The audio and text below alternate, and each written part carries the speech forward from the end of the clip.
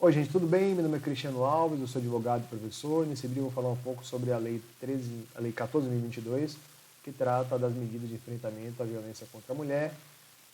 que alterou o dispositivo da Lei 13.979 e a Lei da Pandemia. Bem, essa Lei 14.022 foi criada, foi editada para justamente enfrentar uma situação de violência crescente, que, claro, cabe sempre uma pesquisa sociológica, cabe sempre aprofundamento do estudo sobre essa situação extraordinária que nós estamos vivendo, mas que evidências já mostram que houve um aumento de violência por conta da obrigatoriedade das pessoas terem que ficar em casa e em muitas situações, principalmente em relação a esses grupos que eu falei, que a Lei 14.022 trata, tiveram que conviver, passar a conviver diariamente em muitas situações com seu próprio agressor na mesma residência, no mesmo imóvel. Então, o objetivo do legislador foi tentar diminuir e dar, principalmente, meios de acesso e continuar com que os serviços relacionados à proteção da mulher, principalmente o Poder Judiciário e todos os órgãos que têm relação com a proteção da mulher, não tivessem uma solução, uma interrupção, uma descontinuidade desses serviços que são tão importantes para esses grupos, principalmente para as mulheres. Então, como eu falei, essa Lei 14.022 alterou alguns dispositivos e acrescentou outros à Lei 13.979. A Lei 13.979, só para lembrar, é a lei que trata da pandemia, dos mecanismos de enfrentamento da pandemia, tanto com relação ao que os estados, municípios e a União podem fazer para conter e para conter o avanço da doença, também para prevenir, quanto também em relação à disposição de recursos, de materiais, de serviços, e aí seria uma segunda parte da própria lei, que trata da agilidade, da maior agilidade em licitações e contratos. Bom, então a Lei 14.022, que trata da manutenção dos serviços relacionados à proteção da mulher, ela alterou o dispositivo da Lei 13.979, que trata da pandemia. Então vamos a ela. O artigo 3º, que trata das várias medidas que são possíveis e cabíveis de serem implementadas para conter justamente esse avanço e contenção da doença e até prevenção, ela dispôs sobre a possibilidade de, por meio de decreto, por meio de um ato administrativo, a União tratar de serviços essenciais que não seriam afetados pelas restrições que seriam implementados tanto pela União, pelos estados e municípios, como, por exemplo, o isolamento ou a quarentena. Então, o artigo 3º tratou, dentre outras coisas, das possibilidades, das medidas de enfrentamento, isolamento e quarentena, por exemplo, e também os serviços essenciais que seriam dispostos, seriam ditos quais seriam os serviços essenciais por meio de decreto, que não seriam afetados justamente por essas medidas de isolamento e quarentena. Então, o que fez o legislador quando editou a Lei 14.022, alterando e incluindo novos dispositivos dessa lei, a Lei 13.979? Acrescentou o parágrafo 8º. O que diz o parágrafo 8º? As medidas previstas nesse artigo, quando adotadas, deverão resguardar o exercício e funcionamento de serviços públicos e atividades essenciais. E o parágrafo 9 diz: o Presidente da República disporá, mediante decreto, sobre os serviços públicos e atividades essenciais a que se refere o parágrafo 8º. Então, como eu falei, as medidas de isolamento e quarentena, que abrangeriam várias atividades, não abrangeriam os serviços essenciais. Claro, evidentemente que as pessoas que tivessem que executar essas atividades, tivessem que continuar trabalhando ou usando esses serviços essenciais, teriam que obedecer a protocolos de segurança. Porém, esses serviços não seriam interrompidos, não seriam descontinuados. Mas quais seriam esses serviços? Seriam dispostos por decreto. É o decreto presidencial que diria quais seriam esses serviços que não seriam afetados, que não seriam atingidos pelas atividades, pelas medidas de isolamento e quarentena. Bom, o que fez então o legislador quando alterou a lei? Disse no seu parágrafo 7º-C que os serviços públicos e atividades essenciais, cujo funcionamento deverá ser resguardado quando adotadas as medidas previstas nesse artigo, incluem os relacionamentos os relacionados ao atendimento a mulheres em situação de violência doméstica e familiar, nos termos da Lei 11.340, de 7 de agosto de 2006, que é a Lei Maria da Penha, a crianças, adolescentes, a pessoas idosas e a pessoas com deficiência, vítimas de crimes tipificados na Lei 8.069, de 13 de julho de 1990, na Lei 10.741, de 1º de outubro de 2003, Estatuto do Idoso, e também no Estatuto da Pessoa com Deficiência, o Decreto-Lei 2.848, crimes tipificados no Código Penal. Diz o artigo 5º-A. E aí começa o legislador, quando alterou a Lei 13.979, começa a tratar de situações que estavam acontecendo, como, por exemplo, fechamento de fóruns, interrupção de prazos, começa a tratar de exceções a essas restrições, exceções a essas medidas de combate e de prevenção da doença, da Covid-19,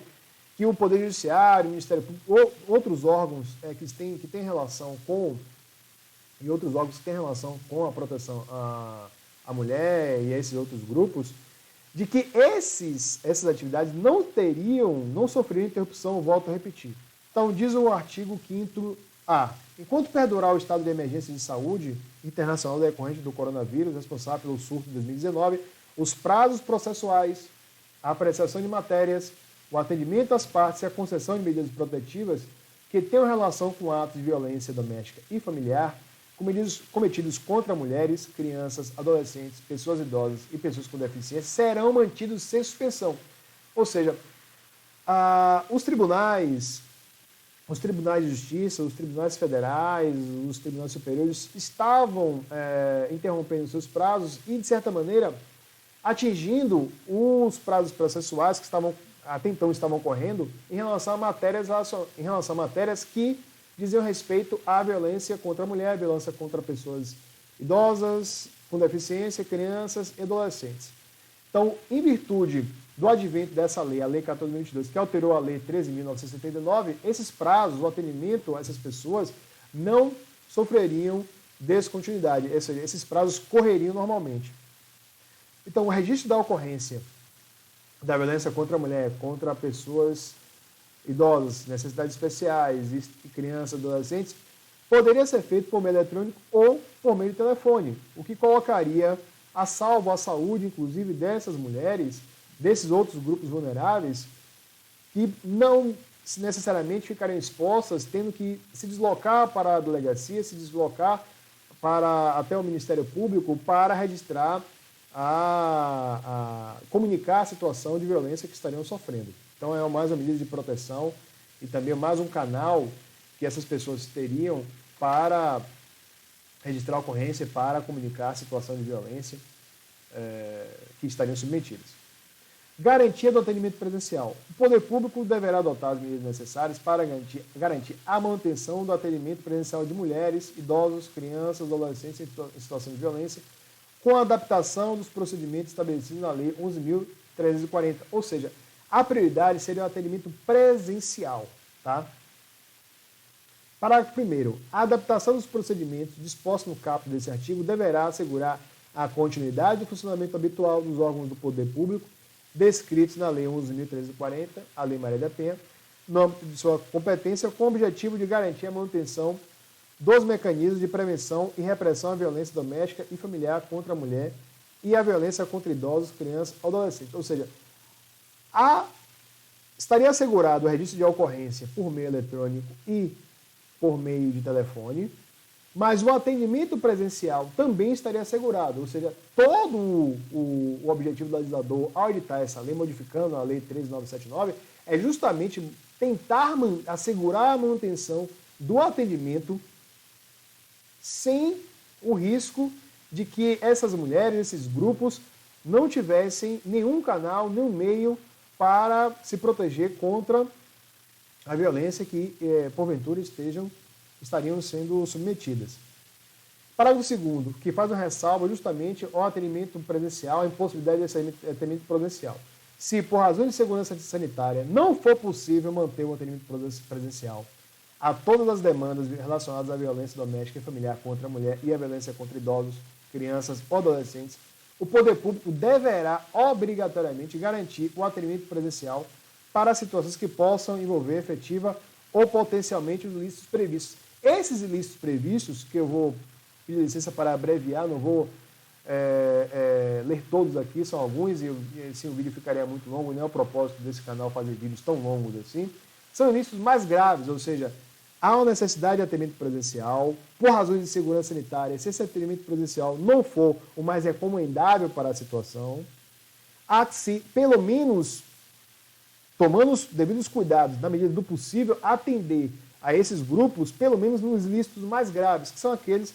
que eu estou passando aqui e que, justamente pelo tempo, eu vou abreviar a leitura. Vamos ao atendimento por meio eletrônico e medidas protetivas. Há que se assegurar a interação, é possível a solicitação de medidas protetivas, é possível a concessão da medida protetiva e também há uma previsão de prorrogação automática dessas medidas protetivas. Artigo 4º da Lei 14.022. Os órgãos de segurança pública deverão disponibilizar canais de comunicação que garantam a interação simultânea, inclusive com possibilidade de compartilhamento de documentos, desde que gratuitos e passíveis de utilização em dispositivos eletrônicos, como celulares e computadores, para atendimento virtual de situações que envolvam violência contra a mulher, o idoso, a criança ou adolescente, facultado aos integrantes do sistema de justiça, Poder Judiciário, Ministério Público e Defensoria Pública e aos demais órgãos do Poder Executivo, a adoção dessa medida. Ou seja, é possível estabelecer canais de comunicação, desde que haja uma interação simultânea, ou seja, uma comunicação instantânea, e há vários aplicativos que permitem isso, o próprio WhatsApp, o Zoom, desde que esses aplicativos, utilizados por esses órgãos, para possibilitar esse canal de comunicação, seja gratuito, ou seja, a sua utilização não acarrete ônus para a pessoa que já está recorrendo aos órgãos de proteção, o sistema de proteção à mulher, já acarrete um maior ônus para esses grupos vulneráveis que já estão submetidos a uma violência, A disponibilização de canais de atendimento virtuais não exclui a obrigação do poder público de manter o atendimento presencial. Veja que a lei, a todo momento, diz, olha, atendimento presencial é o principal meio para acolher essas pessoas, acolher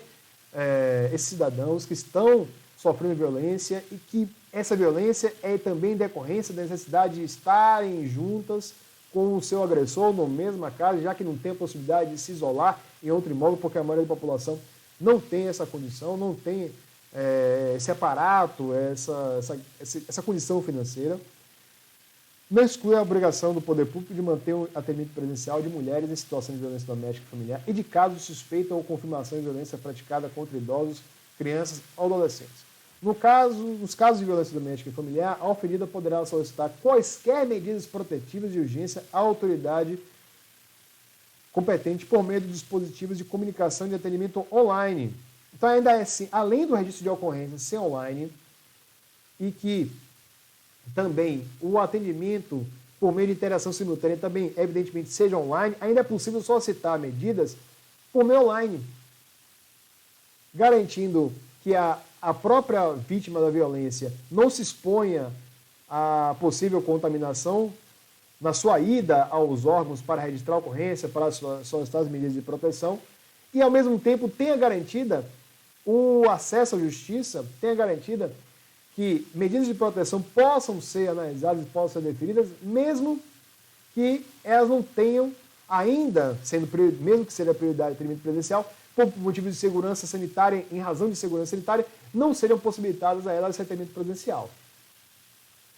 Na hipótese que as circunstâncias do fato justifiquem a medida prevista nesse artigo, a autoridade competente poderá conceder qualquer uma das medidas protetivas de urgência previstas nos artigos tais da Lei Maria da Penha, de forma eletrônica, e poderá considerar provas coletadas eletronicamente ou por audiovisual. Ou seja, uma possível colheita de provas presencial, a oitiva dessa vítima para o deferimento de medida de proteção poderá ser feita por meio online,